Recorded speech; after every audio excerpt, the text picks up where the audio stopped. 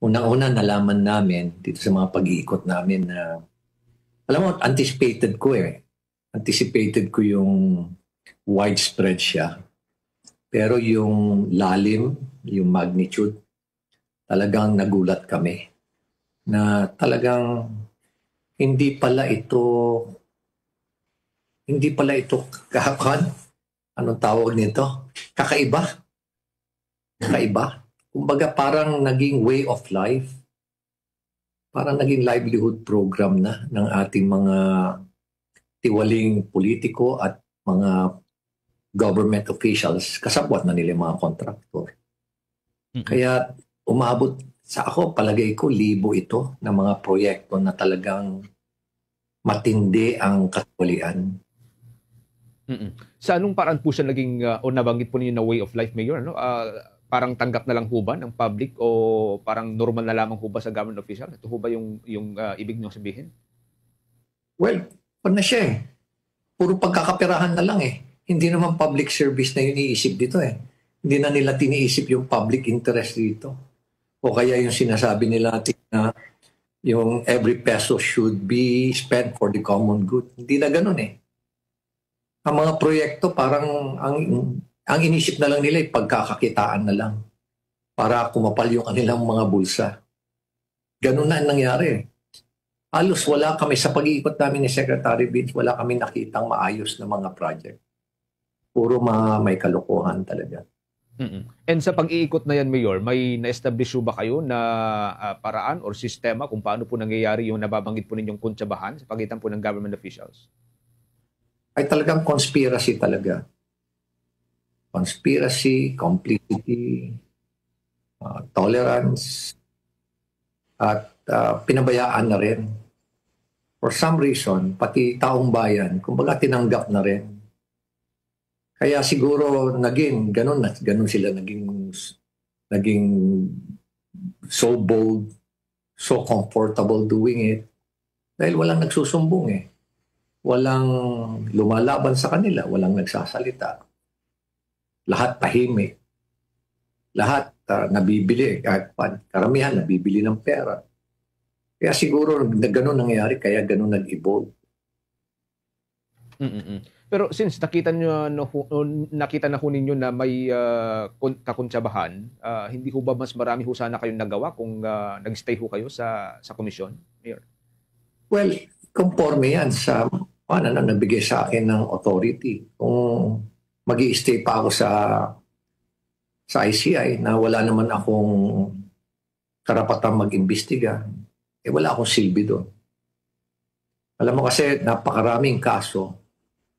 At syempre, yung mga commissioners, hindi naman nila kakayanin na pumunta sila sa field, pumunta sila, mag-imbestiga sila. Hindi nila trabaho yun. Ang trabaho nila, yung to see to it that, they get to the bottom of these anomalies.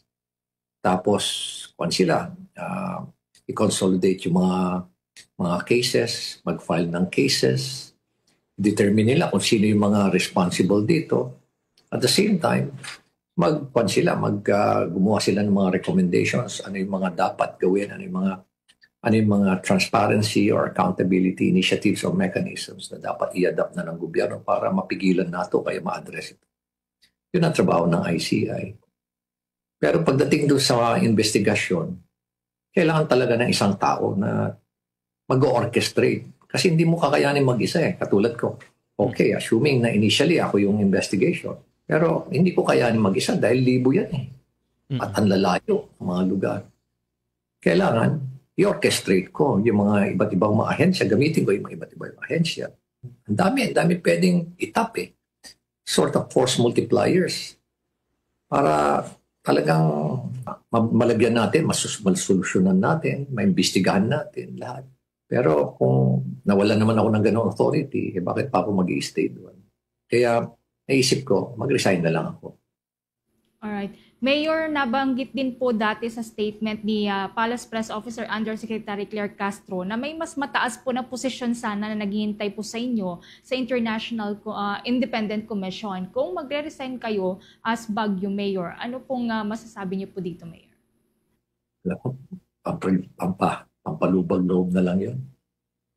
Mas effective ako as investigator. Kasi yun naman ang primary mandate ng ICI, mag-investigate at mag-file ng kaso.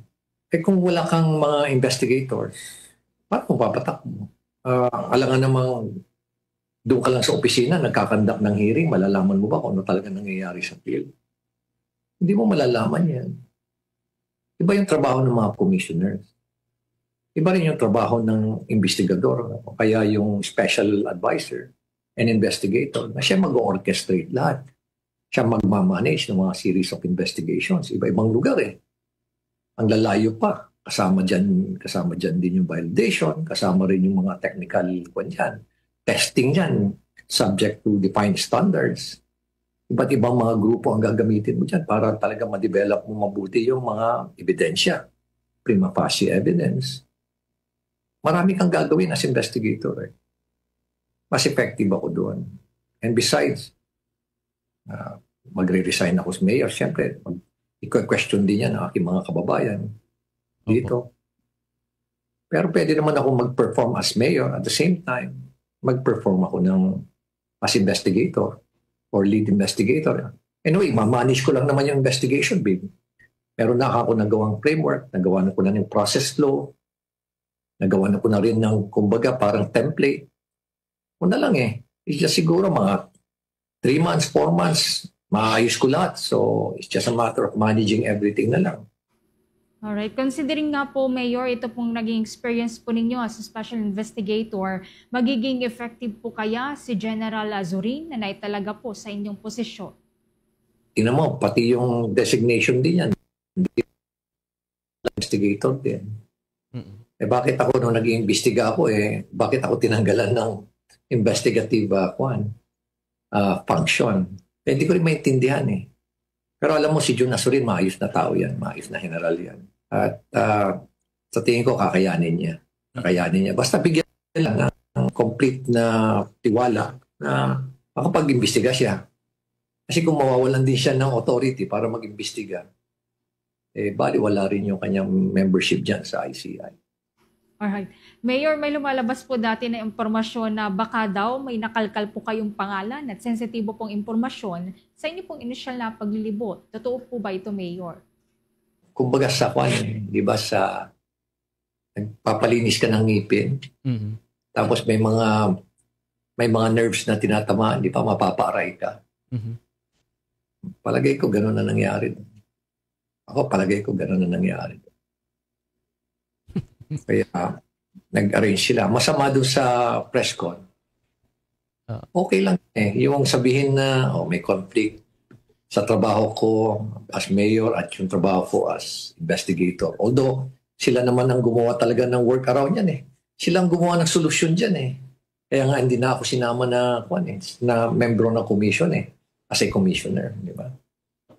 Pero yung palalabasin nila na maanumalya yung tennis court. Tapos insinuate nila na kurap ako. I think, yan yung sabi natin they broke the camel's back. Hindi ko matanggap yun. Sisiraan mo pa ako ng gano'n. Doon sa nababanggit po ninyo na posibleng may natamaan, Mayor, can we name names dito? Ay, may pwedeng banggitin yun. Pasensya ka na, Genesis. Hindi na natin pwedeng banggitin.